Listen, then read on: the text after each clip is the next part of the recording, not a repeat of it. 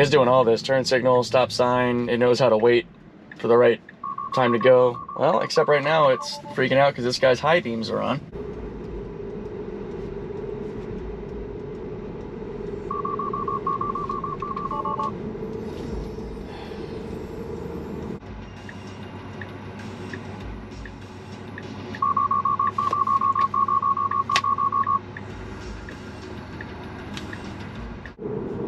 We are recording for the potential of catching high beam interference.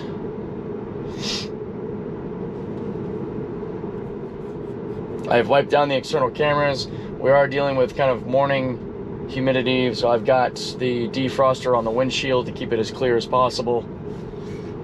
And it looks like I've matched windshield saturation, so it's super clear right now. Because I'm thinking about what might be adding to the potential for it to have a system error due to high beams and glare passing through. Hopefully it's just my car maybe doing that.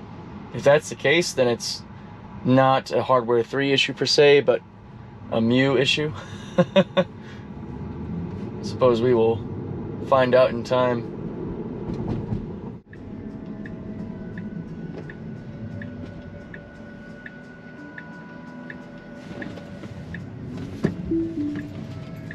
Wow.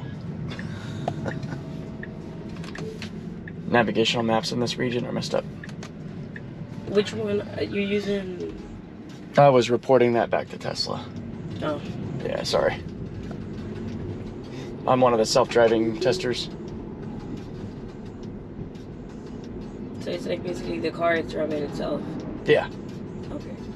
That's why you're feeling it kind of feel jolty and weird for some reason in your neighborhood. This road isn't on the map properly, and you can see how it was trying to navigate us to go and do this loop. Oh, because this is like, we can call it new. Ah. So maybe it doesn't have it. Yeah, it hasn't been updated yet. That's why when I first turned it on, the car kind of freaked out and wanted to go left, and I was like, whoa, what the? What are you trying to do? It's usually really good, so it's frustrating when it does mess up, but it's a learning process. Like it's not done developing yet. Well, wait, if you're testing it, do you still have to wait for the car? Well, it's my car. You're just testing the system? Yeah. Okay. Yeah.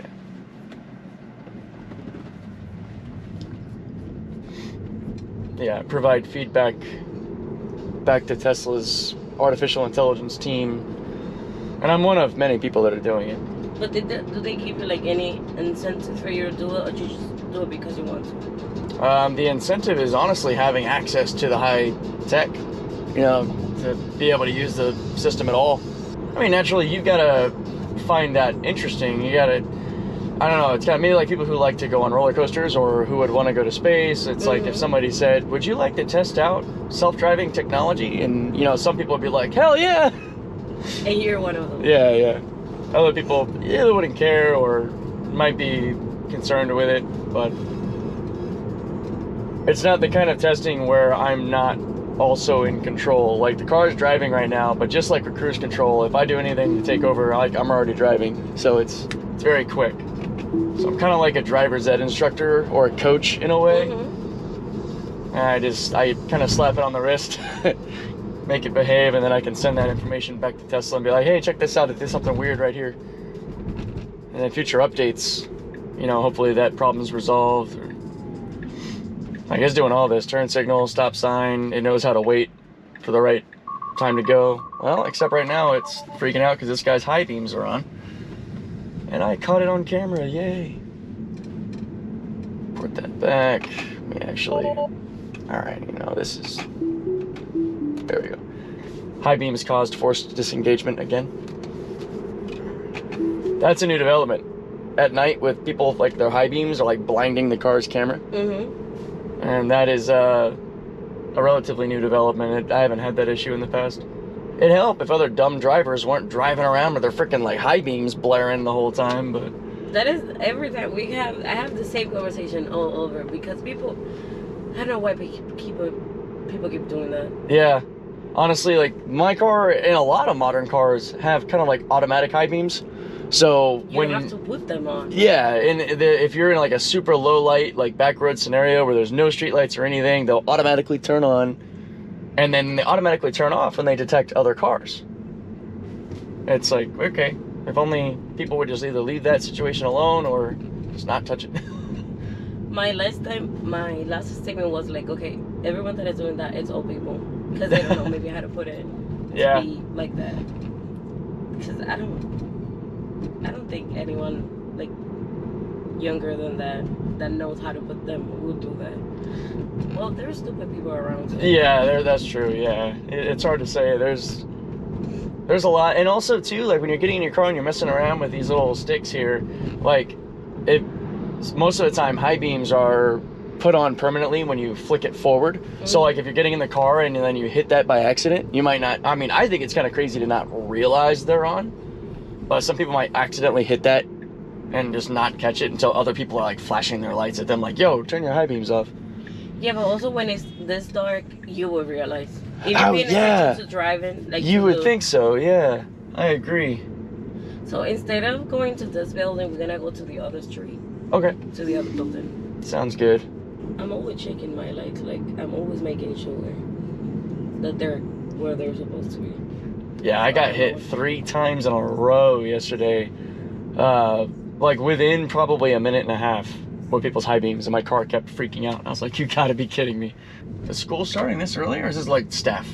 It's staff. It's around 6:20 and 6:40. Students arrive 6:57 with start classes. That makes sense, yeah.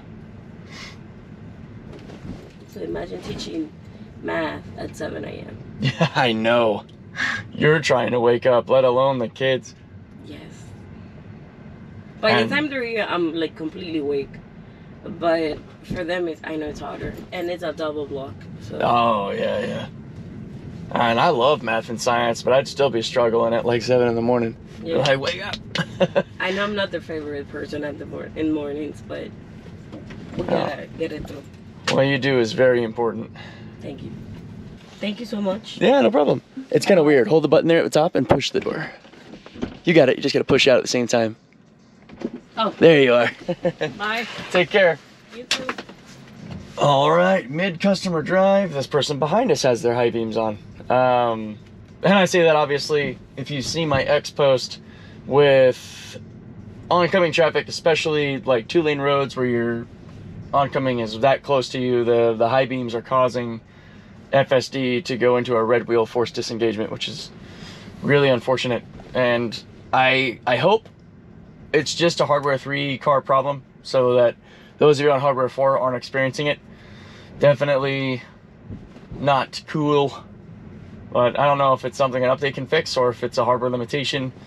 But we will see in time, because updates will come and I will definitely test the hell out of that and see what's going on.